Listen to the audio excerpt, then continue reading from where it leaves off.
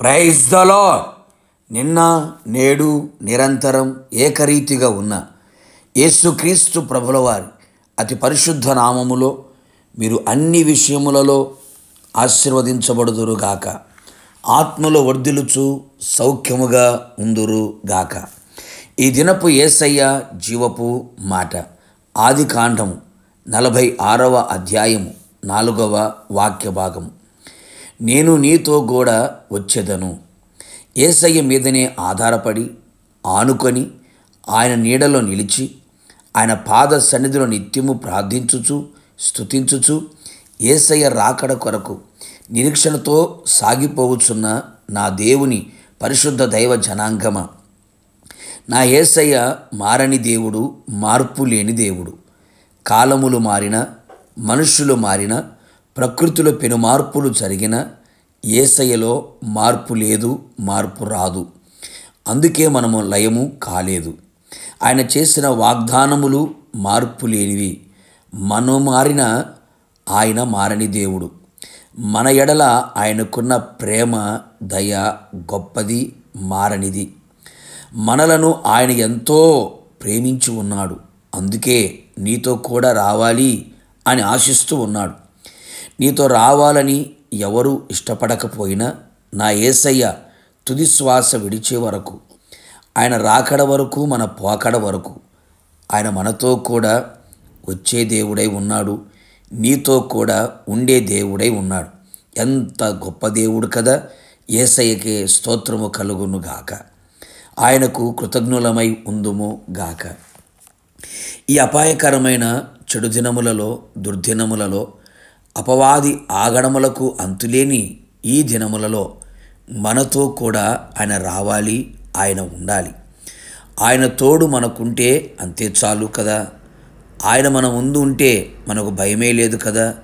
సదాకాలం యుగ సమాప్తి వరకు మీతో కూడా ఉందును అని వాగ్దానం ఇచ్చినవారు, కన్నవారు, కడుపున పుట్టినవారు, తోడబుట్టినవారు, నమ్మినవారు, ప్రేమించినవారు ఎవరు నీతో రారు, రాలేరు.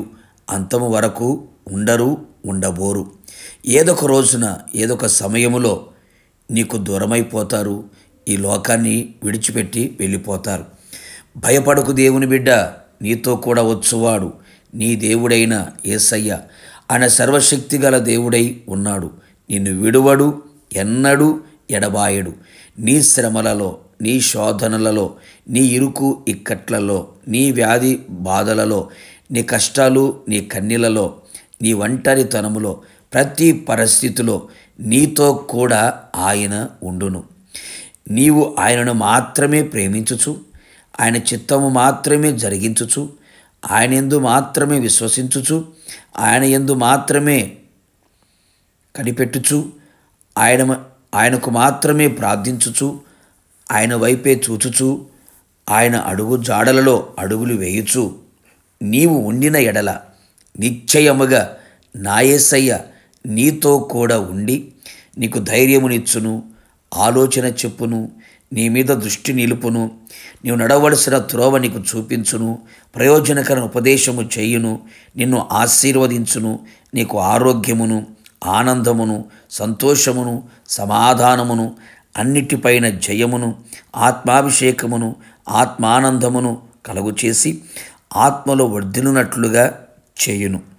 నిన్ను తలగాను పైవానిగా ఉంచి నిన్ను ఘనపరిచి నిన్ను గొప్ప చేయును.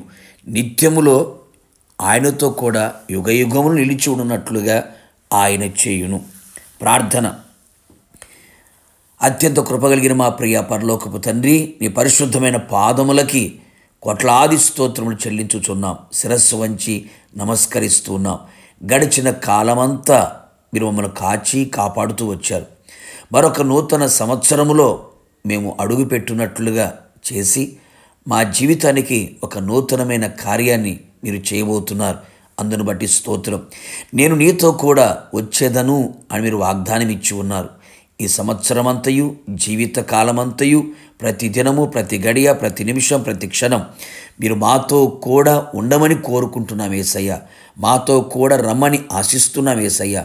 ప్రతి విషయంలో మీరు మాతో కూడా ఉండి అన్ని విషయంలో జయమును కలుగు చేసి అన్ని విషయంలో ఆశీర్వదించి మీ ఆగమమునకు మేము సిద్ధపడినట్లుగా కృతజ్ఞతాస్తుతులతో మిమ్మల్ని ఎదుర్కొన్నట్లుగా కృపదయ చేయమని యేసు నామములో అడిగి పొందుకొని ఉన్నాము తండ్రి. ఆమెన్. నిశ్చయముగా మీతోనూ మీ కుటుంబముతోనూ ఆయన వచ్చును గాక. God bless you.